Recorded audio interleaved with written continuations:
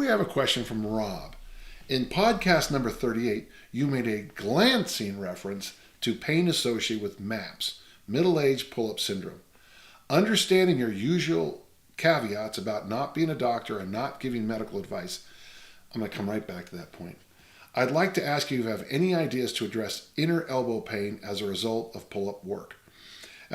First thing, someone posted something on my Instagram account. I made a slight reference to my hip replacement, and they went on, I deleted it, but they went on this thing about what kind of doctors you should look for and gave advice about what the appropriate kind of medical intervention. I'm thinking there, how can you, sitting there in Fargo, North Dakota, tell the entire 7 billion people on this planet Earth what the right hip procedures are? I like to go to something I call a doctor, someone who went to something called a medical school, and those are the people I get advice from when it comes to surgeries. I don't, for example, recommend drinking Clorox because I'm not a doctor. Oh, and I'm not an idiot. Having said that, I don't have any good advice for you, Rob. The only thing that I've ever seen work, and actually it's interesting because I was at lunch with Greg Glassman years ago, and we discussed this.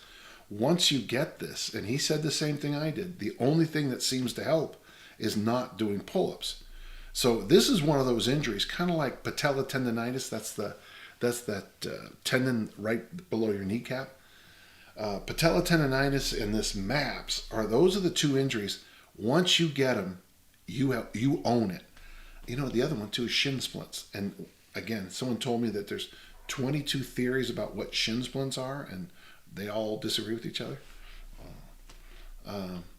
So it's one of those things where make sure if you're going to do a pull-up program that you're very smart. That the thing I've noticed with myself and in conversations with other people is it's when you're struggling to get that one more, you've done 12 pull-ups and you're fight to 13 for no good reason at all.